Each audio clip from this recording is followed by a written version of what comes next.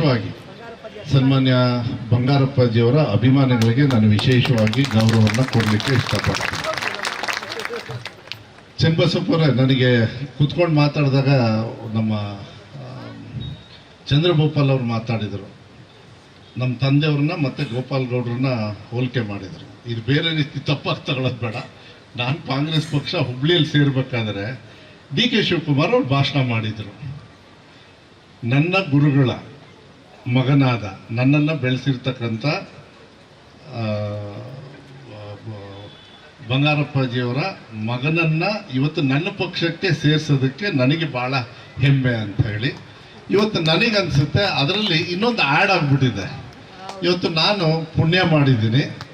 ಏನು ಅಂತ ಹೇಳಿದರೆ, ನಮ್ಮ ತಂದೆ ಬಂಗಾರಪ್ಪಾಜಿಯವರ ಗುರುಗಳಾಗಿರ್ತಕ್ಕಂಥ ಅವರ ಹುಟ್ಟುಹಬ್ಬದ ಅಂಗವಾಗಿ ಶಾಂತವೇರಿ ಗೋಪಾಲ್ ಗೌಡ್ರ ಗರಡಿಯಲ್ಲಿ ಬಂಗಾರಪ್ಪಾಜಿಯವರು ಬೆಳೆದಿರ್ತಕ್ಕಂಥ ನಮ್ಮ ತಂದೆಯವರು ಏನು ಅವರ ಹೆಸರನ್ನು ಒಂದು ಕಡೆಗೆ ಗೋಪಾಲ್ ಗೌಡ್ರ ಬಡಾವಣೆನೂ ಕೂಡ ಬಂಗಾರಪ್ಪಾಜಿಯವರು ಇಟ್ಟಿದ್ರು ಅಂಥೇಳಿ ನನಗೆ ಮಾಹಿತಿಯನ್ನು ಕೊಟ್ಟರು. ಮತ್ತು ಅದೇ ರೀತಿ ನಮ್ಮ ತಂದೆಯವ್ರ ಹೆಸರನ್ನು ನಾನಿಡಲಿಲ್ಲ, ಆದರೆ ಬಂಗಾರಪ್ಪಾಜಿಯವ್ರ ಅಭಿಮಾನಿಗಳೆಲ್ಲ ಸೇರಿ ಇವತ್ತು ಇಟ್ಟಿದ್ದೀರಲ್ಲ. ಯಾಕೆಂದರೆ ಬಂಗಾರಪ್ಪಾಜಿಯವ್ರನ್ನ ಇಷ್ಟು ಮಟ್ಟಕ್ಕೆ ಬೆಳೆಸಿದವ್ರು ನಾವಂತೂ ಅಲ್ಲ. ನೀವು ತಿಳ್ಕೊಬೇಡಿ, ನಮಗೆ ಹಂಗೆ ಅನಿಸ್ತದೆ ನೀವೆಲ್ಲ ಗೌರವ ಕೊಡ್ತೀರಿ, ನಿಮ್ಮ ಅಪ್ಪವ್ರ ಥರ ಬೆಳಿತೀರಿ ಅಂತ. ಸಾಧ್ಯನೇ ಇಲ್ಲ. ಇಲ್ಲಿರೋದಕ್ಕೆ ಒಬ್ಬರೇ ಬಂಗಾರಪ್ಪ ಸಾಧ್ಯನೇ ಹೊರತು ಇನ್ನೊಬ್ಬರು ಬಂಗಾರಪ್ಪ ಆಗಕ್ಕೆ ಸಾಧ್ಯ ಇಲ್ಲ. ಅವ್ರ ಹಾದಿಯಲ್ಲಿ ಬೇಕಾದಷ್ಟು ಜನರು ಇವತ್ತು ಕೂಡ ಓಡಾಡ್ತಾ ಇದ್ದಾರೆ, ಅವ್ರ ಹಾದಿಯನ್ನು ತಗೊಳ್ತಾ ಇದ್ದಾರೆ. ಈಗ ಹೇಳಿದ್ರಲ್ಲ, ವೈಚಾರಿಕತೆಯಲ್ಲಿ ಭೇದ ಭಾವ ಇರ್ಬೋದು. ನನಗನ್ಸುತ್ತೆ ಚನ್ನಬಸಪ್ಪವರು ಕೂಡ ಅವರನ್ನು ನಾಯಕರಾಗಿ ನಿನ್ನೆ ವಿಧಾನಸೌಧದಲ್ಲಿ ಭಾಳ ಅರ್ಜೆಂಟಾಗಿ ಮಾಡಿಬಿಟ್ರಿ ಕಾರ್ಯಕ್ರಮನ ಅಂಥೇಳಿ ಒಂದು ಕಂಪ್ಲೇಂಟ್ ಮೂಲಕ ಅಭಿಮಾನವನ್ನು ಕೂಡ ತೋರಿಸಿರ್ತಕ್ಕಂಥದ್ದು ನೆನ್ಪಿಟ್ಕೊಳ್ಳೋಕ್ಕೆ ಇಷ್ಟಪಡ್ತೀನಿ. ಆದರೆ ಅದರಿಂದ ಹೊರಗೆ ಬರೋದಿಲ್ಲ. ಯಾಕೆಂದರೆ ಅವರೆಲ್ಲರೂ ಕೂಡ ಬಂಗಾರಪ್ಪಾಜಿಯವರ ಅಭಿಮಾನಿಗಳು ಅಂತ ಹೇಳಿದರೆ ತಪ್ಪಾಗಲಾರ್ದು. ಅಂಥ ವ್ಯಕ್ತಿಯ ಈ ರಾಜ್ಯದ ಮುಖ್ಯಮಂತ್ರಿಗಳಿರ್ಬೋದು, ಇವತ್ತು ಕೂಡ ಬಂಗಾರಪ್ಪಾಜಿಯವರು ಇಲ್ಲ, ಆದರೆ ಇವತ್ತು ಕೂಡ ಅವ್ರು ಕೊಟ್ಟಿರ್ತಕ್ಕಂಥ ಕಾರ್ಯಕ್ರಮದಲ್ಲಿ ನಾವು ನೆನ್ಪು ಮಾಡ್ಕೊಳ್ತೀವಿ. ಅಂಥ ವ್ಯಕ್ತಿಯ ಒಂದು ಹೆಸರಲ್ಲಿ ಇವತ್ತು ಏನು ತಾವು ರಸ್ತೆಯನ್ನು ಮಾಡಿದಿರಿ, ನೀವೆಲ್ಲರೂ ನಾಮಕರಣವನ್ನು ಮಾಡಿದಿರಿ. ಅದಕ್ಕೆ ನಿಜವಾಗ್ಲೂ ಒಬ್ಬ ಮಗನಾಗಿ ಇವತ್ತು ನನಗೆ ಭಾಳ ಹೆಮ್ಮೆ ಆಗುತ್ತೆ. ಜಿಲ್ಲಾ ಉಸ್ತುವಾರಿಯ ಸಚಿವನಾಗಿ ಇದನ್ನು ಉದ್ಘಾಟನೆ ಮಾಡ್ತಕ್ಕಂಥದ್ದನ್ನು ತಮ್ಮ ಜೊತೆಗೆ ಪಾಲ್ಗೊಳ್ತಕ್ಕಂಥ ಕೆಲಸವನ್ನು ಹಕ್ಕುಪತ್ರ ಕೊಡೋದ್ರಲ್ಲೂ ಕೂಡ ಬಂಗಾರಪ್ಪಾಜಿಯವರ ಆ ಕಾರ್ಯಕ್ರಮದ ಚಿಂತನೆ ಇದೆ ಅಂತ ಹೇಳಿದರೆ ತಪ್ಪಾಗಲಾರ್ದು. ಇವತ್ತು ನನ್ನ ಪುಣ್ಯ ಭಾಗ್ಯ ಇವತ್ತು ಈ ಕಾರ್ಯಕ್ರಮದಲ್ಲಿ ನಾನು ಪಾಲ್ಗೊಳ್ಳಕ್ಕೆ ಅಂತ ಹೇಳಿ ನಾನು ಹೆಂಗೆ DK ಶಿವಕುಮಾರ್ ಅವರು ನನಗೆ ವೆಲ್ಕಮ್ ಮಾಡಿದ್ರು, ಇವತ್ತು ನಾನೇ ವೆಲ್ಕಮ್ ಮಾಡ್ಕೊಳ್ಳೋಂಥ ಸಂದರ್ಭ ಬಂದಿದೆ. ಆದರೆ ಒಂದು ಪ್ಲಸ್ ಏನಂತ ಹೇಳಿದರೆ, ಇವತ್ತು ನಮ್ಮ ತಂದೆಯವ್ರನ್ನ ಇಷ್ಟೊಂದು ಗೌರವದಿಂದ ನನಗೆ ಕೆಲವರು ಮುಖಂಡರೆಲ್ಲ ಪಾಪ ನಾಗರಾಜ್ ಅವರೆಲ್ಲ ಇದ್ದಾರೆ, ಎಲ್ಲೋ ಕಾಣಲಿಲ್ಲ. ಅವರೆಲ್ಲರೂ ಒಂದು ಸತಿ ಬಂದು ಬೆಂಗಳೂರಿಗೆ ಬಂದು ಉದ್ಘಾಟನೆ ಮಾಡಿಬಿಡೋಣ ಅಂತ ನಮ್ಮ ಸಮಾಜ ವತಿಯಿಂದ ಎಲ್ಲ ರೆಡಿ ಮಾಡಿಬಿಟ್ರು. ಆದರೆ ಸರ್ಕಾರಿ ಕಾರ್ಯಕ್ರಮ ಇದು, ನಾವು ಯಾವುದೇ ಕಾರಣಕ್ಕೂ ನಾವು ಮಾಡೋದಕ್ಕಾಗೋದಿಲ್ಲ. ದಯವಿಟ್ಟು ಅದನ್ನು ಕ್ಷಮಿಸ್ರಿ. ಟೈಮ್ ಕೊಟ್ಬಿಟ್ಟಿದ್ದೆ ನಾನು. ಆಮೇಲೆ ನಾನೇ ಹೇಳಿದೆ, ದಯವಿಟ್ಟು ಬೇಡ. ನಾನು ನಮ್ಮ ಕಮಿಷನರ್ ಯಾರು ಮಾಯಣ್ಣಗೌಡರು ಅವರಿಗೂ ಕೂಡ ನಾನು ಶುಭಾಶಯಗಳನ್ನು ನಾನು ಹೇಳಲಿಕ್ಕೆ ಧನ್ಯವಾದಗಳನ್ನು ಹೇಳಲಿಕ್ಕೆ ಇಷ್ಟಪಡ್ತೀನಿ. ಏನು ಪಾಪ ಅವರೆಲ್ಲರೂ ಕೂಡ ಭಾಳ ಸಹಕಾರದಿಂದ ಭಾಳ ದೊಡ್ಡ ಮಟ್ಟದಲ್ಲಿ ತಾವೆಲ್ಲರೂ ಕೂಡ ನಾಮಕರಣವನ್ನು ಮಾಡಿದ್ದೀರಿ. ನಾನು ನಿಜವಾಗ್ಲೂ ಪುಣ್ಯ ಮಾಡಿದ್ದೀವಿ ನಾವೆಲ್ಲರೂ ಕೂಡ. ನಾನು ಎಷ್ಟೋ ಒಂದು ಸತಿ ಎಷ್ಟೋ ಒಂದು ಸಂದರ್ಭದಲ್ಲಿ ನಾನು ಹೇಳ್ತಾ ಇರ್ತೀನಿ, ನಾವೆಲ್ಲ ನಾನು ಒಬ್ಬ ಬಂಗಾರಪ್ಪಾಜಿಯವ್ರನ್ನ ಕಳ್ಕೊಂಡಿರ್ಬೋದು, ಆದರೆ ನಾನು ಪುಣ್ಯ ಮಾಡಿದ್ದೀನಿ. ನಿಮ್ಮಂಥ ಲಕ್ಷಾಂತರ ಬಂಗಾರಪ್ಪಾಜಿಯವ್ರನ್ನ ಇಡೀ ರಾಜ್ಯದಲ್ಲಿ ನಮ್ಮ ತಂದೆಯವರು ಕೊಟ್ಟು ಹೋಗಿದ್ದಾರೆ. ಆ ನಿಟ್ಟಿನ ಮೇಲೆ ನಾನು ಕೂಡ ಇವತ್ತು ಕೆಲಸ ಮಾಡ್ಕೊಂಡು ಬಂದಿರತಕ್ಕಂಥದ್ದನ್ನು ಕೆಲಸವನ್ನು ನಾನು ಮಾಡ್ತಾ ಇದ್ದೀನಿ. ಇವತ್ತು ಕೂಡ ನನಗೇನಾದರೂ ಈ ಸ್ಟೇಜ್ ಮೇಲೆ ನಿಂತ್ಕೊಂಡು ಮಾತಾಡ್ತಾ ಇದ್ದೀನಿ ಅಂತ ಹೇಳಿದರೆ, ಒಂದು ಕಡೆಗೆ ನಮ್ಮ ಪಕ್ಷ ಇರ್ಬೋದು, ಸೊರಬ ಕ್ಷೇತ್ರದ ಜನರ ಒಂದು ಪ್ರೀತಿ ವಿಶ್ವಾಸ, ಅವರ ಆಶೀರ್ವಾದವನ್ನು ಮಾಡಿ ಕಳಿಸಿರೋದು, ಅದ್ರ ಜೊತೆಗೆ ಹೆಚ್ಚು ಪಾಲು ತಂದೆಯವರ ಆಶೀರ್ವಾದ ಸಹಕಾರ ಏನಿದೆಯಲ್ಲ, ಅದಕ್ಕೆ ಯಾವತ್ತೂ ಕೂಡ ನಾನು ಅದು ವಿಶೇಷವಾಗಿ ನನ್ನ ಜೀವನದಲ್ಲಿ ನನ್ನ ನಡೆಯಾಗಿ. ಯಾಕಂದರೆ ಈಗ ನಮಗೆ ಈ ರಾಜಕಾರಣದೊಳಗೆ ಏನು ಯಾವುದೂ ಕಾಲೇಜ್ ಇರಲಿ ಅಂಥದ್ದು ಕಲಿಕೆ ಇರೋದಿಲ್ಲ. ನೀವು ಎಲ್ಲರೂ ಕೂಡ ಅವರವರ ನಾಯಕರ ಅಡಿಯಲ್ಲಿ ಬೆಳ್ಕೊಂಡು ಬಂದಿರ್ತಾರೆ, ಇಲ್ಲ ನಾಯಕರು ಬೆಳೆಸ್ತಾರೆ, ಇಲ್ಲ ಪಕ್ಷ ಬೆಳೆಸುತ್ತೆ. ಆದರೆ ಆ ತತ್ವ ಸಿದ್ಧಾಂತವನ್ನು ತೊಗೊಂಡು ಹೋಗ್ತಕ್ಕಂಥ ಜವಾಬ್ದಾರಿಯನ್ನು ಏನಿದೆ ಅದನ್ನು ಪ್ರಾಮಾಣಿಕವಾಗಿ ನಾನು ಮಾಡಿರ್ತಕ್ಕಂಥದ್ದನ್ನು ಇವತ್ತು ನಾನು ನೆನೆಸ್ಕೊಳ್ಳಿಕ್ಕೆ ಇಷ್ಟಪಡ್ತೀನಿ. ನಿಜವಾಗ್ಲೂ ಬಂಗಾರಪ್ಪಾಜಿಯವ್ರನ್ನ ನಾವು ನೆನೆಸ್ಕೊಳ್ಬೇಕಾಗತ್ತೆ. ಯಾಕಂದರೆ ಅವ್ರು ಕೊಟ್ಟಿರ್ತಕ್ಕಂಥ ಕಾರ್ಯಕ್ರಮ, ಯಾಕೆಂದರೆ ಇಡೀ ರಾಜ್ಯದಲ್ಲಿ ನಾನು ಎಲ್ಲೇ ಹೋದ್ರೂ ಭಾಳ ಸಂತೋಷ ಆಗುತ್ತೆ ಚನ್ನಬಸಪ್ಪ ಅವರು ಎಲ್ಲ ಪಕ್ಷಾತೀತವಾಗಿ. ಯಾಕಂದರೆ ಬಂಗಾರಪ್ಪಾಜಿಯವರು ಎಲ್ಲ ಪಕ್ಷನೂ ಮುಗಿಸ್ಬಿಟ್ರು. ಎಲ್ಲ ಮುಗಿಸಿದ್ರು ಅಂದರೆ ಎಲ್ಲ ಪಕ್ಷನೂ ಬೆಳೆಸಿದ್ರು. ಹಿಂಗೆ ಹೇಳೋದು ಒಳ್ಳೆಯದು. ಯಾಕಂದರೆ ಮುಗಿಸಿದ್ರು ಅಂದ್ಬಿಟ್ರೆ ತಪ್ಪಾಗ್ತದೆ. ಅದು ಒಂದು ಪಕ್ಷ ಬೆಳೆಸಕ್ಕೆ ಹೋಗಿ ಇನ್ನೊಂದು ಪಕ್ಷ ಮುಗಿಸಿರೋದು ಇದೆ, ಇಲ್ಲ ಅಂತ ಹೇಳೋದಿಲ್ಲ. ಅದು ನನ್ನ ಬಾಯಲ್ಲಿ ಬೇಡ ಈಗ ಸದ್ಯಕ್ಕೆ. ಯಾಕೆಂದರೆ ಎಷ್ಟೊಂದು ಸತಿ ನಾನು ಅದೇ ಪಕ್ಷದಲ್ಲಿ ಇರ್ಬೋದಲ್ಲ, ಮತ್ತು ನಾನು ಸಿಕ್ಕಾಕೊಂಡ್ಬಿಡ್ತೀನಲ್ಲ. ಆದರೆ ನನಗೆ ಅವರೇ ಆಗಿರ್ತಕ್ಕಂಥ ಒಂದು ಶಕ್ತಿ, ಅವ್ರ ಚಿಂತನೆನೇ ಭಾಳ ಮುಖ್ಯವಾಗಿ ತಗೊಂಡು ಹೋದರು. ಅವ್ರ ತತ್ವ ಏನು ಅಂದರೆ ಅವ್ರ ವೈಯಕ್ತಿಕವಾಗಿರ್ತಕ್ಕಂಥ ಚಿಂತನೆ ಅವರಿಗೇನೋ ಒಂದು ಮನಸ್ಸಿಗೆ ನೋವಾಗ್ತದೆ. ಆದರೆ ಯಾವುದೇ ಸಂದರ್ಭದಲ್ಲಿ ನಾನು, ಯಾಕೆಂದರೆ ಅವ್ರ ಕೊನೆ ದಿನಗಳಲ್ಲೂ ಕೂಡ ನಾವೆಲ್ಲ ಕೂತ್ಕೊಂಡು ಅವ್ರ ಜೊತೆ ಮಾತಾಡಬೇಕಾದ್ರೆ, ಯಾಕಂದರೆ ಅವರೆಲ್ಲ ನಮಗೆ ಹೇಳೋರು ಯಾವ ರೀತಿ ಹೆಂಗೆ. ಗೋಪಾಲ್ ಗೌಡ್ರು ನೋಡಿ ಎಂಥ ಪುಣ್ಯದ ದಿವಸ ಅಂತ ಹೇಳಿದರೆ ಇವತ್ತು ಈ ಕಾರ್ಯಕ್ರಮ ಬಿದ್ದಿದೆ. ಅದು ನನ್ನ ಒಂದು ನನಗೆ ಒಂದು ಆಶೀರ್ವಾದ ಅಂತ ಹೇಳಿದರೆ ತಪ್ಪಾಗಲಾರ್ದು. ಬಂಗಾರಪ್ಪಾಜಿಯವರು ಅಂತವರು ಇವತ್ತು ಈ ರಾಜ್ಯದಲ್ಲಿ ಸಿಗ್ತಾನೆ ಇರಲಿಲ್ಲ, ಗೋಪಾಲ್ ಗೌಡ್ರು ಇರಲಿಲ್ಲ ಅಂದಿದೆ. ಗೋಪಾಲ್ ಗೌಡ್ರು ಅಂತವ್ರು ಇರಲಿಲ್ಲ, ಸಿಗ್ತಾನೆ ಇರಲಿಲ್ಲ. ಯಾಕೆಂದರೆ ಲೋಹಿ ಅವರು ಇರಲಿಲ್ಲ ಅಂದರೆ ಲೋಹಿ ಅವರು ಅವ್ರ ಮನೆಗೆ ಬಂದು ಉಳಿದಿದ್ರು ಅಂಥೇಳಿ ನಮ್ಮ ತಂದೆಯವರೆಲ್ಲ ಹೇಳೋರು. ಯಾಕೆಂದರೆ ಆ ಸಂದರ್ಭದಲ್ಲಿ ಎಷ್ಟು ಜನರು, ಮೋಸ್ಟ್ಲಿ ನಮ್ಮ ಶೇಷಾದ್ರಿ ಅವರೆಲ್ಲ ಹೇಳ್ಬೋದೇನೋ, ಅವ್ರಿಗೆ ನೆನಪಾಯ್ತು. ಅವಾಗೆಲ್ಲ ಚಡ್ಡಿ ಗಿಡ್ಡಿ ಹಾಕ್ಕೊಂಡು ಓಡಾಡ್ತಾ ಇದ್ರು ಚಿಕ್ಕವರು. ಆದರೆ ನಿಮಗೆ ಗೊತ್ತಾಗ್ತದೆ. ಆದರೆ ನಮ್ಮ ತಂದೆಯವರು ಹೇಳೋರು ಆ ಸಂದರ್ಭದಲ್ಲಿ ಈ ಆಶ್ರಯ ಕಾರ್ಯಕ್ರಮವನ್ನು ಅವರು ಮುಖ್ಯಮಂತ್ರಿಗಳು ಇರ್ತಕ್ಕಂಥ ಸಂದರ್ಭದಲ್ಲಿ ಆಶ್ರಯ, ಆರಾಧನಾ, ಗ್ರಾಮೀಣ ಕೃಪಾಂಕ ನೋಡಿ ಎಷ್ಟೋ ಜನರು ಆ ಸಂದರ್ಭದಲ್ಲೂ ಕೂಡ ಟೀಕಾ ಟಿಪ್ಪಣಿಯನ್ನು ಆಮೇಲೆ ಮಾಡಿದರು. ಇವತ್ತು ಸರ್ಕಾರಗಳಿಗೆ ಎಷ್ಟು ಹೊರೆ ಅಂದರೆ ಇವತ್ತು ಅದ್ಭುತವಾಗಿರ್ತಕ್ಕಂಥ ಒಂದು ಕಾರ್ಯಕ್ರಮ ಜೀವನದಲ್ಲಿ ನಮ್ಮ ಭಾರತ ದೇಶದಲ್ಲಿ ಫಸ್ಟ್ ಟೈಮು ಉಚಿತವಾಗಿ 10 HP ಏನು ಕರೆಂಟನ್ನು ಕೊಟ್ಟಿದ್ದಾರೆ. ಇವತ್ತೇನಾದರೂ ರಾಜ್ಯದ ರೈತರು ತಲೆ ಎತ್ತಿ ಅವ್ರ ದುಡಿಮೆಗೆ ಒಂದು ಗೌರವ ಸಿಗ್ತದೆ. ಬೇರೆದೆಲ್ಲ ಓಕೆ, ನಿಮಗೆ ಅನುದಾನ, ಸಾಲ ಮನ್ನಾ ಇದೆಲ್ಲದು ಕೂಡ ಕಷ್ಟಕ್ಕೆ ಆಗ್ತಕ್ಕಂಥ ಕೆಲವು ವಿಚಾರಗಳು. ಕೆಲವರು ಅಡಿಕೆ ತೋಟ ಮಾಡಿರ್ತಾರೆ, ಬೇರೆ ಬೇರೆ ರೀತಿಯಲ್ಲಿ ಬೇರೆ ಬೇರೆ ಬೆಳೆಯನ್ನು ಬೆಳೀತಾರೆ. ಅದಕ್ಕೆಲ್ಲದಕ್ಕೂ ಕೂಡ ಭಾಳ ಮುಖ್ಯವಾಗಿರ್ತಕ್ಕಂಥ ಒಂದು ವಿಚಾರ ಏನು ಅಂತೇಳಿ ನೀರಿಲ್ಲ ಅಂದರೆ ನಿಮಗೆ ಆಗೋದೇ ಇಲ್ಲ. ನಿಮಗೆ 2ನೇ ಬೆಳೆ 3ನೇ ಬೆಳೆ ಯಾವ ಸರ್ಕಾರದವರು ಕೂಡ ಯಾವುದೇ ಪಕ್ಷದವ್ರು ಬಂದ್ರೂ 1990 ಮೇಲೆ ಏನು ಬಂಗಾರಪ್ಪಾಜಿಯವರು ಈ ಕಾರ್ಯಕ್ರಮವನ್ನು ವಿಶೇಷವಾಗಿ ಏನು ಉಚಿತವಾಗಿ 10 HP ಕೊಟ್ರಲ್ಲ, ಯಾರಿಗೂ ಧೈರ್ಯನೇ ಇಲ್ಲ ಅದನ್ನ ತೆಗೆಯೋದಕ್ಕೆ. ಸುಮಾರು 20,000 ಕೋಟಿ ಇವತ್ತು ಸುಮಾರು 16 ಲಕ್ಷ ಬ್ಯಾಲೆನ್ಸ್ ಇರ್ಬೇಕನ್ನೋ ಗೊತ್ತಿಲ್ಲ ಎಷ್ಟಿದೆ. ಚನ್ನಬಸಪ್ಪ ಅವ್ರಿಗೆ ಗೊತ್ತೇ ಇಲ್ಲ, ಕಲ್ಗೋಡ್ ಅವ್ರಿಗೆ ಗೊತ್ತಿರ್ತದೆ. ಸುಮಾರು 35 ಲಕ್ಷ ಬೋರ್ವೆಲ್ ಇರಬೇಕು ಟೋಟಲ್ ನಮ್ಮ ರಾಜ್ಯದಲ್ಲಿ. ಇನ್ನೂ ಜಾಸ್ತಿ ಇದಾವಲ್ಲ, ರೈತರಿಗೆ ಇನ್ನೂ ಜಾಸ್ತಿ ಇದಾವ, ಎಷ್ಟಿದಾವೆ ಏನೋ. ಆದರೆ ಇವತ್ತು ಕೂಡ ಅದಕ್ಕೆ ಫ್ರೀ ಕರೆಂಟ್ ಕೊಟ್ಟು ದುಡಿತಕ್ಕಂಥ ಕೈಗೆ 2ನೇ ಬೆಳೆ 3ನೇ ಬೆಳೆ ಏನಾರು ಆರ್ಥಿಕವಾಗಿ ಅವ್ರು ಗಟ್ಟಿಯಾಗಿದ್ದಾರೆ. ಇಲ್ಲಾಂದ್ರೆ ತೋಟ ಹಾಕಕ್ಕೆ ಆಗ್ತಿರಲಿಲ್ಲ ಚನ್ನಬಸಪ್ಪ ಅವರೇ ಏನಾದರೂ. ಯಾಕಂದ್ರೆ ಯಾರಿಗೂ ಧೈರ್ಯ ಇರಲಿಲ್ಲ. ಯಾಕಂದರೆ ನಿಮಗೆ ನೀರಿನ ವ್ಯವಸ್ಥೆ ಬೇಕಲ್ಲ, ತೋಟ ಉಳಿಬೇಕು ಅಂದರೆ ನೀರು ಬೇಕೇ ಬೇಕು. ನಾನು ಕೂಡ ಇವತ್ತು ನನ್ನ ತೋಟದಲ್ಲಿ ಏನಾದರೂ ನಾನು ಜೀವನ ಮಾಡ್ತಾ ಇದ್ದೀನಿ, ನನ್ನ ತೋಟ ಹಸುರಾಗಿದೆ ಅಂತ ಹೇಳಿದರೆ ಅದು ಬಂಗಾರಪ್ಪಾಜಿಯವರ ಆ ಕರೆಂಟಿನ ಪುಕ್ಷಟೆ ಕರೆಂಟಿನ ಒಂದು ಕಾರ್ಯಕ್ರಮ ಅಂತ ಹೇಳಿದರೆ ತಪ್ಪಾಗಲಾರ್ದು. ಯಾರು ಕೂಡ ತೋಟನ ಹಾಕ್ತಾ ಇರಲಿಲ್ಲ ಈ ಅಡಿಕೆ ಬೆಳೀತಕ್ಕಂಥದ್ದು. ಯಾಕಂದರೆ ನಿಮಗೆಲ್ಲ ಇವತ್ತೆಷ್ಟು ಒಂದು 50-60, ಇವತ್ತೊಂದು ಸ್ವಲ್ಪ ಕಮ್ಮಿ ಆಗಿದೆ ಅಂತ ಯಾರು ಹೊಡ್ಕೊತಾ ಇದ್ರಲ್ಲ ಇವತ್ತು. ಯಾರು ನೀನಾ? ಯಾರು ಕಮ್ಮಿ ಆದ್ರೂ 50,000 ಜಾಸ್ತಿನೇ ರೀ. ನೀವು ಎಲ್ಲ 1 ಲಕ್ಷಕ್ಕೆ ಯಾವಾಗ ಹೋಗಿರ್ತದೆ ಅದು ಈ ಬಂಗಾರದ ಬೆಲೆ ಥರ ಅದು ಸ್ಟ್ಯಾಂಡರ್ಡ್ ಆಗಿ ಅಲ್ಲೇ ಉಳಿತತಿ ಅನ್ಕೊಂಡ್ಬಿಟ್ಟಾರೆ. ಹಂಗಾಗೋದಿಲ್ಲ. ಆದರೆ ನಮ್ಮ ಒಂದು ವಿಚಾರದಲ್ಲಿ ಇವತ್ತೇನಾದ್ರು ಬಗರುಕುಮು ಹಕ್ಕುಪತ್ರ ಕೊಟ್ಟರು, ನಿಮಗೆ ತೋಟನೂ ಮಾಡಿಕೊಟ್ರು, ಅದಕ್ಕೆ ಫ್ರೀ ಕರೆಂಟು ಕೊಟ್ಟು ಇವಾಗ ಏನಾದರೂ ನಾವು ಆರ್ಥಿಕವಾಗಿ ಇಷ್ಟೊಂದು ದೊಡ್ಡ ಮಟ್ಟದಲ್ಲಿ ಇದ್ದೀವಿ ಅಂದರೆ ನಾನು ನಿಜವಾಗ್ಲೂ ಬಂಗಾರಪ್ಪಾಜಿಯವ್ರನ್ನ, ಯಾಕೆಂದರೆ ನಾನು ನೋಡ್ತೀನಿ ಊರ ಕಡೆಗೆಲ್ಲ ಮನೆಗಿನೇ ಕಟ್ಟೋದು, ಅವ್ರ ವೆಹಿಕಲ್ ತೊಗೊಳ್ಳೋದು ಎಲ್ಲ ನೋಡಿದ್ರೆ ಅದು ಎಲ್ಲೋ ಒಂದು ರೀತಿಯಲ್ಲಿ ಇಲ್ಲಿಗೆ ಬಂದೇ ಹೊಡಿತದೆ. ಅದು ಎಲ್ಲೋ ಬಂಗಾರಪ್ಪಾಜಿಯವರ ಒಂದು ಕಾರ್ಯಕ್ರಮ ಇವತ್ತು ಕೂಡ ಅವರಿಗೆ ಸಹಕಾರ ಆಗಿರ್ತಕ್ಕಂಥದ್ದನ್ನ ನಾವು ಮರಿಬಾರ್ದು. ಒಂದು ರೋಡಿಗೆ ನೀವು ಗೌರವನ ಕೊಡೋದು. ನನಗೆ ವಾಟರ್ ನಾಗರಾಜ್ ಅವರು ನಮ್ಮ ತಂದೆಯವ್ರು ತೀರ್ಕೊಂಡ್ಮೇಲೆ ಚನ್ನಬಸಪ್ಪ ಅವರು ಹೇಳ್ಬೇಕಿದ್ದನ್ನ, ಯಾಕೆಂದರೆ ಇದು ನಾವು ಬೇರೆ ರೀತಿ ತಗೊಳ್ಳೋದು ಬೇಡ. ಅವರ ಭಾಳ ಅದ್ಭುತವಾಗಿ ನಮ್ಮ ತಂದೆಯವ್ರ ಬಗ್ಗೆ ಹೇಗೆ ಅವರೆಲ್ಲರೂ ಕೂಡ ರಾಜಕೀಯವಾಗಿ ಜೊತೆಯಾಗಿ ಬೆಳೀತಕ್ಕಂಥ ಸಂದರ್ಭದಲ್ಲಿ ನಮ್ಮ ಎಂಥದ್ದು ಶಾಸಕರು ಉಳಿಯೋರಲ್ಲ, ಎಲ್ಲಿದು LH ಅಲ್ಲ, ಅದಕ್ಕಿಂತ ಮುಂಚೆ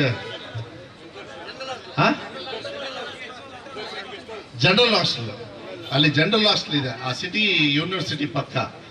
ಅಲ್ಲಿ ಪಕ್ಕದ ರೂಮೇ ಇತ್ತು ಅನ್ಸುತ್ತೆ. ಅವಾಗ ನಮ್ಮ ಅಮ್ಮ ಅವರೆಲ್ಲ ಅಡುಗೆ ಮಾಡಿದಾಗ ಇವರೆಲ್ಲ ಬಂದು ಅವ್ರದ್ದೇ ಆಗಿರ್ತಕ್ಕಂಥ, ಏಕೆಂದರೆ ಚಿಂತನೆ ಅವ್ರದ್ದೇ ಆಗಿರ್ತಕ್ಕಂಥ ಹೋರಾಟಗಳನ್ನು ಮಾಡ್ಕೊಂಡು ಬಂದಿರೋರು. ಯಾರು ನಮ್ಮ ಕಾಗಡ ತಿಮ್ಮಪ್ಪ ಅವ್ರನ್ನ ನೆನೆಸ್ಕೊಳ್ಬೇಕು ತಾಡಿ, ತಪ್ಪೇನಿಲ್ಲ. ಆದರೆ ನಮ್ಮ ವಾಟರ್ ನಾಗರಾಜ್ ಅವರಿರಲಿ ಮತ್ತು ನಮ್ಮ ತಂದೆಯವರು ಅವರೆಲ್ಲದೂ ಕೂಡ ಎಷ್ಟೋ ಒಂದು ಅನುಭವಗಳನ್ನು ಸೊ ಒಂದು ಕಾರ್ಯಕ್ರಮ ಇತ್ತು ಮೈಸೂರಲ್ಲಿ, ಬಂಗಾರಪ್ಪಾಜಿಯವರ ನೆನಪು ಅಂತ ಹೇಳಿ. ಆ ಕಾರ್ಯಕ್ರಮದಲ್ಲಿ ಬಂಗಾರಪ್ಪಾಜಿಯವ್ರು ನೆನೆಸ್ಕೊಂಡು ಎಲ್ಲ ಭಾಳ ವಿಚಾರಗಳನ್ನೆಲ್ಲ ಹೇಳಿದರು. ಎಲ್ಲರ ಹೆಸರನ್ನು ಇಡ್ತಾರೆ, ಈಗ ನಮ್ಮ ತಂದೆಯವ್ರದ್ದು ಹೆಸರು ಇಟ್ಟಿದ್ದೀರಿ ಅಂತ. ಆದರೆ ಅವರೊಂದು ಪ್ರಸ್ತಾವನೆ ಇಟ್ಟರು, ನೀವೇನಾದ್ರು ನನ್ನ ಹೆಸರು ಮೇಲೆ ಯಾವ್ದಾದ್ರು ರೋಡ್ ಗೀಡು ಸರ್ಕಲ್ ಇಡೋದಾದ್ರೆ ಇವಾಗಲೇ ಇಟ್ಬಿಟ್ರಿ, ನಾ ಸತ್ತ ಮೇಲೆ ಇಡಕ್ಕೆ ಹೋಗ್ಬೇಡ್ರಿ, ಯಾಕಂದ್ರೆ ನೋಡ್ಕೊಂಡು ಹೋಗ್ಬೇಕು, ನೀವು ಗ್ಯಾರಂಟಿ ಇಡ್ತೀರಾ ಇಲ್ಲ ಅಂತ ಹೇಳಿ. ಅದನ್ನು ಸುಮ್ಮನೆ ಒಂದು ಇದ್ರೊಳಗೆ.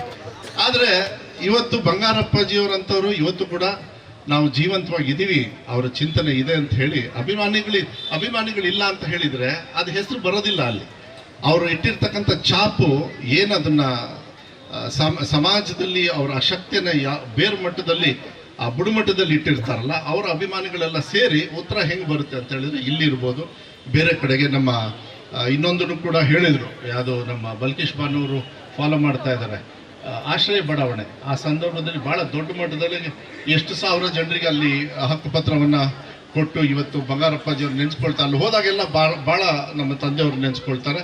ಇಂಥ ಕಾರ್ಯಕ್ರಮಗಳನ್ನು ಕೊಡಬೇಕಾಗ್ತದೆ. ನಾವು ಈಗ ನಾನು ಒಬ್ಬ ಶಿಕ್ಷಣ ಸಚಿವನಾಗಿ ನನ್ನ ತಂದೆಯವ್ರನ್ನ ಒಂದು ವಿಚಾರದ ನನಗೆ ಗೊತ್ತು, ದಯವಿಟ್ಟು ಕ್ಷಮಿಸ್ಬೇಕಮ್ಮ, ತುಂಬ ಶೆಕೆ ಇದೆ, ನೀವು ತುಂಬ ಹೊತ್ತಿಂದ ಬಂದು ಕಾಯ್ತಾ ಇದ್ದೀರಿ, ಒಂದು 2 ನಿಮಿಷ ಮಾತಾಡ್ತೀನಿ. ಯಾಕೆಂದರೆ ನಮ್ಮ ತಂದೆಯವ್ರ ಬಗ್ಗೆ ಮಾತಾಡ್ತಕ್ಕಂಥ ಅವಕಾಶಗಳು ಇಂಥ ಸಮಯದಲ್ಲಿ ಸಿಕ್ಕಿಲ್ಲ ಅಂದರೆ ನಾವು ಮಾತಾಡದೆ ಬಿಡೋದಕ್ಕಾಗೋದಿಲ್ಲ. ನನಗೆ ಭಾಳ ಸಂತೋಷ ಏನು ಅಂತ ಹೇಳಿದರೆ, ನಮ್ಮ ತಂದೆಯವರು ನನಗೆ ಹೇಳೋರು, ನೋಡಿ ನಾನು ಶಿಕ್ಷಣ ಸಚಿವನಾಗಿ ನನ್ನ ಭಾಗ್ಯ ಅನಿಸುತ್ತೆ. 1990, 91, 92ರಲ್ಲಿ ಅವರು ಮುಖ್ಯಮಂತ್ರಿಗಳಾಗಿರ್ತಕ್ಕಂಥ ಸಂದರ್ಭದಲ್ಲಿ ಸಾಕಷ್ಟು ಕಾರ್ಯಕ್ರಮಗಳನ್ನು ತಂದರು. ಆದರೆ ಒಂದು ಭಾಳ ಅದ್ಭುತವಾಗಿರ್ತಕ್ಕಂಥ ಕಾರ್ಯಕ್ರಮ, ನಾವೆಲ್ಲ ಹೇಳ್ತೀವಿ ಇಂದಿನ ಮಕ್ಕಳು ಮುಂದಿನ ಪ್ರಜೆ ಅಂತ ಹೇಳ್ತೀವಿ, ನಮ್ಮ ದೇಶದ ಶಕ್ತಿ ಅಂತ ಹೇಳ್ತೀವಿ. ಅವರಿಗೆ ಎಜುಕೇಷನ್ ಕೊಡಬೇಕಾಗತ್ತೆ. ಎಜುಕೇಷನ್ ಬೇಕು ಅಂತ ಹೇಳಿದ್ರೆ ಶಾಲೆಗೆ ಹೋಗ್ಬೇಕು. ಶಾಲೆಗೆ ಹೋಗ್ಲಿಲ್ಲ ಅಂದರೆ ಎಜುಕೇಷನ್ ಬರಲ್ಲ. ಏನು ಶಿಕ್ಷಣ ಬರಬೇಕಂದ್ರೆ ನಿಮ್ಮ ಮಕ್ಕಳನ್ನ ಶಾಲೆಗೆ ಕಳಿಸ್ಬೇಕು. ಬಂಗಾರಪ್ಪಾಜಿಯವರು ಯಾರ್ಯಾರು, ಯಾಕೆಂದರೆ ತಂದೆ ತಾಯಿಯವರು ಕೆಲಸ ಮಾಡೋರು ನನ್ನ ಪ್ರಕಾರ ಹೆಚ್ಚು ಕಮ್ಮಿ ಆ ಸಂದರ್ಭದಲ್ಲಿ ನಾಗರಾಜ್ ಅವರಿಗೆಲ್ಲ ಗೊತ್ತಿದೆ, ನಿಮಗೆಲ್ಲರಿಗೂ ಕೂಡ ಸುಮಾರು 90-92% ಎಲ್ಲರೂ ಕೂಲಿ ಮಾಡೋರೆ ನಮ್ಮ ರಾಜ್ಯದಲ್ಲಿ. ಯಾರು ಕೂಡ ಜಮೀನು ಇಟ್ಕೊಂಡು ಅದೆಲ್ಲ ಇರಲಿಲ್ಲ. ಆ ಸಂದರ್ಭದಲ್ಲಿ 90% ಎಲ್ಲರೂ ಕೂಡ ಕೆಲಸ ಮಾಡ್ಬೇಕಾದ್ರೆ ಗಂಡ ಹೆಂಡತಿಗೆ ಒಂದು ಮಗು ಇರ್ತದೆ, ಬಲ್ಕೇಶ್ ಬಾನವ್ರೆ. ಯಾಕಂದ್ರೆ ಇದು ನಮ್ಮ ತಂದೆಯವರು ನನಗೆ ಹೇಳಿದರು, ಯಾಕೆ ಈ ಕಾರ್ಯಕ್ರಮನ ಆಶ್ರಯ ಯಾಕೆ ಮಾಡಿದೆ, ನೀರು ಕೊಡು.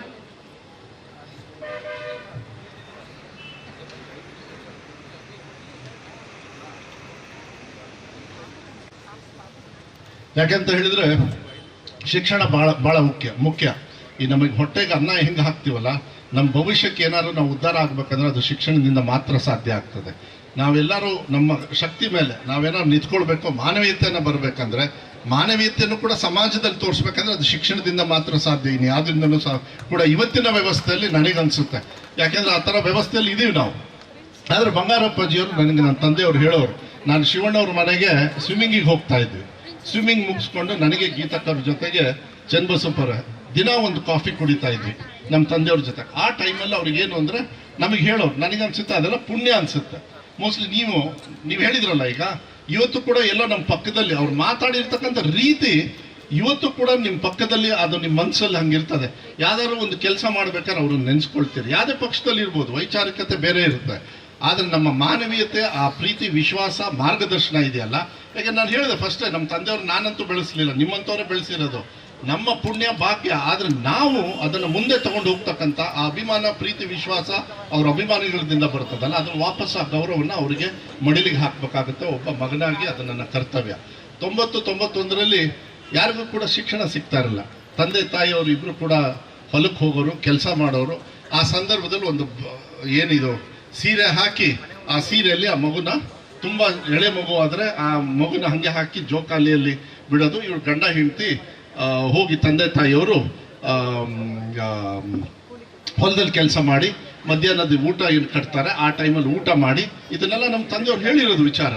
ಅದನ್ನು ತಗೊಂಡು ಆ ಮಗು ಜೊತೆನೂ ಕೂಡ ಊಟ ಮಾಡಿ, ಮತ್ತೆ ಆ ಮಗು ಎಳೆ ಮಗು ಆದರೆ ಮತ್ತೆ ಮಲಗಿಸೋರು.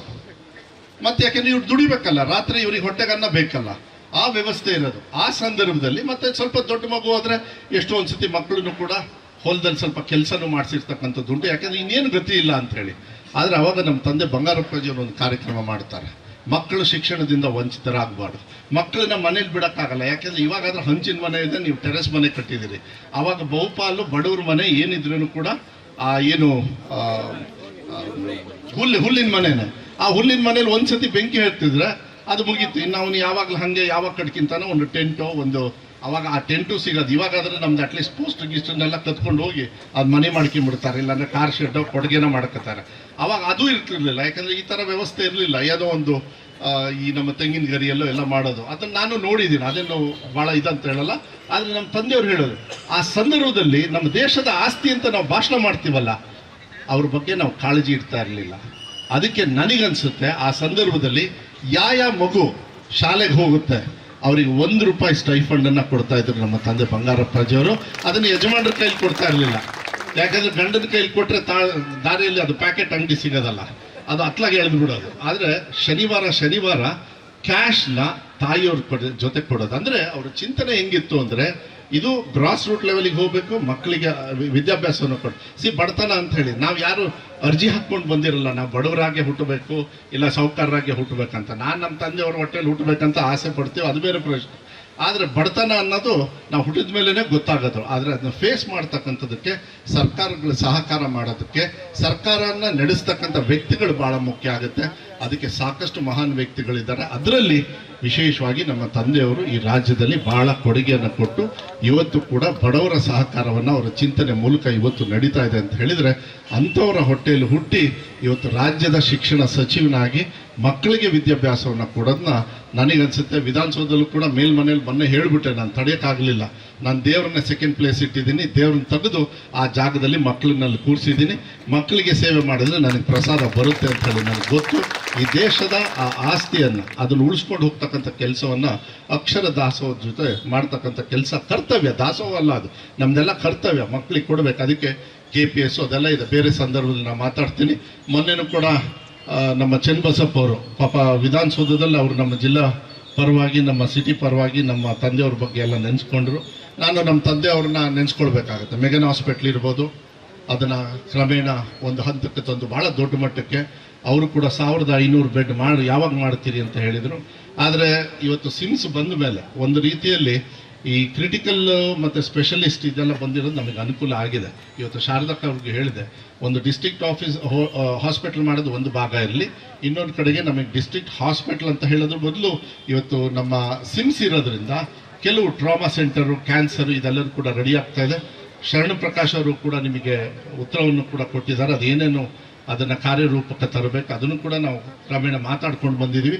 ಕೆಲವು ನಮ್ಮ ಜಿಲ್ಲೆಗೆ ಟೀಕಾ ಟಿಪ್ಪಣಿಗಳನ್ನು ಕೂಡ ನಾನು ನೋಡಿದ್ದೀನಿ. ಏನಂತ ಹೇಳಿದರೆ, ಸ್ವಾಭಾವಿಕವಾಗಿ ಇರ್ತದೆ ನಮ್ಮ ಜಿಲ್ಲೆಗೆ ಏನು ಮಾಡಿಲ್ಲ ಅಂತ. ಕೆಲವು 10 ಹಾಸ್ಟೆಲ್ನ ನಾನು ಹೆಚ್ಚು ಹೇಳೋದಕ್ಕೆ ಹೋಗೋದಿಲ್ಲ.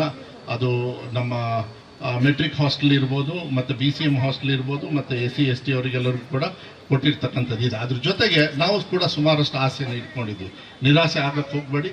ಮಾನ್ಯ ಮುಖ್ಯಮಂತ್ರಿಗಳನ್ನ ಒತ್ತಡದೊಳಗೆ ಇಲ್ಲ ಅಂದರೆ ಏಪ್ರಿಲ್ ಎಂಡಲ್ಲಿ ಇಡೀ ರಾಜ್ಯದ ನಮ್ಮ ಕರ್ನಾಟಕ ಪಬ್ಲಿಕ್ ಶಾಲೆಗಳ ಏನು ಉದ್ಘಾಟನೆಯನ್ನು ನಮ್ಮ ರಾಜ್ಯದಲ್ಲಿ ಸುಮಾರು 1000 ಕರ್ನಾಟಕ ಪಬ್ಲಿಕ್ ಶಾಲೆಗಳನ್ನು ನಾವು ಮಾಡ್ತಾ ಇದ್ದೀವಿ. ಮೈನಾರಿಟಿ ಡಿಪಾರ್ಟ್ಮೆಂಟಲ್ಲಿ 200, 800 ನಾವು ನಮ್ಮ ಇಲಾಖೆಯಲ್ಲಿ ಮಾಡ್ತಾ ಇದ್ದೀವಿ. ಟೋಟಲ್ 1000ದ ಉದ್ಘಾಟನೆಯನ್ನು ಏನು ಇವತ್ತು ಮಾನ್ಯ ಮುಖ್ಯಮಂತ್ರಿಗಳಿಗೆ ನಾನು ಮನವಿಯನ್ನು ಮಾಡಿದ್ದೀನಿ. ಈ ತಿಂಗಳಲ್ಲಿ ಮಾಡಬೇಕಂತ ಇದ್ವಿ, ಆದರೆ ನಮ್ಮ ಸೆಷನ್ ನಡೆಯೋದ್ರಿಂದ ಏಪ್ರಿಲ್ ಎಂಡಲ್ಲಿ ನಾವು ಈ ಕಾರ್ಯಕ್ರಮನ ಭಾಳ ದೊಡ್ಡ ಮಟ್ಟದಲ್ಲಿ ಮಾಡಿದ್ವಿ. ನೀವೆಲ್ಲರೂ ಕೂಡ ಬರಬೇಕು. ಮಕ್ಕಳನ್ನು ಏನು ಶಿಕ್ಷಣವನ್ನು ಕೊಡ್ತಕ್ಕಂಥದ್ದು ಭಾಳ ಒಂದು ದೊಡ್ಡ ಮಟ್ಟದಲ್ಲಿ ವಿರೋಧ ಪಕ್ಷದವರು ಕೂಡ ನನ್ನನ್ನು ಪ್ರೀತಿ ವಿಶ್ವಾಸದಿಂದ ಗೌರವದಿಂದ ಮಾರ್ಗದರ್ಶನದ ಮೂಲಕ ನನ್ನನ್ನು ಒಂದು ಗೌರವವನ್ನು ಕೊಟ್ಟು ಕೊಂಡಾಡಿದ್ದಾರೆ, ಇಲ್ಲ ಅಂತ ಹೇಳೋದಿಲ್ಲ. ಆ ವಿಶ್ವಾಸವನ್ನು ಉಳಿಸ್ಕೊಂಡು ಹೋಗೋದ್ರ ಜೊತೆಗೆ ನಮ್ಮ ಜಿಲ್ಲೆಗೆ ಅವಶ್ಯಕತೆ ಇರತಕ್ಕಂಥದ್ದನ್ನು ಮಾನ್ಯ ಮುಖ್ಯಮಂತ್ರಿಗಳನ್ನ ಇಲ್ಲೇ ಕರೆಸಿ ಅದನ್ನು ಘೋಷಣೆ ಬೇಡಿಕೆ ಮಾಡ್ತಕ್ಕಂಥದ್ದನ್ನು ನಾವು ನೀವೆಲ್ಲರೂ ಕೂಡ ಮಾಡೋಣ. ಅದನ್ನು 100ಕ್ಕೆ 100 ಕೆಲವು ವಿಚಾರಗಳನ್ನು ನಾನು ಕೆಲವು ಮನವಿಯನ್ನು ಕೊಟ್ಟಿದ್ದೀನಿ ನನ್ನ ಜಿಲ್ಲಾ ವತಿಯಿಂದ. ಅದನ್ನು ಬಜೆಟಲ್ಲಿ ಆಗದೆ ಇರ್ತಕ್ಕಂಥದ್ದನ್ನು ನಾನು 100ಕ್ಕೆ 100 ಅದನ್ನು ಅನುಷ್ಠಾನ ಮಾಡ್ತಕ್ಕಂಥದ್ದು 100ಕ್ಕೆ 100 ಮಾಡ್ತೀನಿ. ಹಾಗೆ ನಾವು ಜಿಲ್ಲಾ ಉಸ್ತುವಾರಿ ಸಚಿವನಾಗ ಅದು ನನ್ನ ಕರ್ತವ್ಯ ಆಗ್ತದೆ. ನಾನೇನನ್ನು ಬಿಟ್ಟು ಹೋಗೋದಕ್ಕಾಗೋದಿಲ್ಲ. ಅದನ್ನು ಮಾಡ್ತಕ್ಕಂಥದ್ದನ್ನು ಮಾನ್ಯ ಮುಖ್ಯಮಂತ್ರಿಗಳನ್ನ ಕರೆಸಿ ಅದನ್ನು ಕೆಲವು ಬೇಡಿಕೆಗಳಿಗೆ ಅವರಿಂದ ಸಹಕಾರ ತಗೊಳ್ತಕ್ಕಂಥದ್ದು ಮತ್ತು ಈ ಉದ್ಘಾಟನೆಗಳು ಏಪ್ರಿಲ್ ತಿಂಗಳಲ್ಲಿ ಯಾವ್ದು ಅಂತ ಹೇಳಿ ಮುಂದಿನ ದಿನಗಳಲ್ಲಿ ನಾನು ಹೇಳ್ತೀನಿ ಅಂತಕ್ಕಂಥದ್ದನ್ನು ಈ ಸಂದರ್ಭದಲ್ಲಿ ಹೇಳ್ತಾ, ಇನ್ಯಾರಿಗೆ ಹಕ್ಕುಪತ್ರವನ್ನು ಕೊಡ್ತಕ್ಕಂಥದ್ದು ನಾವು ಸುಮಾರು ಫೆಬ್ರವರಿ ಮಾರ್ಚ್ ಅನಿಸುತ್ತೆ, ನಾವು ಹಾವೇರಿಯಲ್ಲಿ ಸುಮಾರು 1 ಲಕ್ಷ ಜನರಿಗೆ ಹಕ್ಕುಪತ್ರವನ್ನು ಕೊಡೋದು ಕಾರ್ಯಕ್ರಮ ಮಾಡಿದ್ವಿ ನಮ್ಮ ಕೃಷ್ಣ ಬೈರೇಗೌಡರ ಒಂದು ನೇತೃತ್ವದಲ್ಲಿ.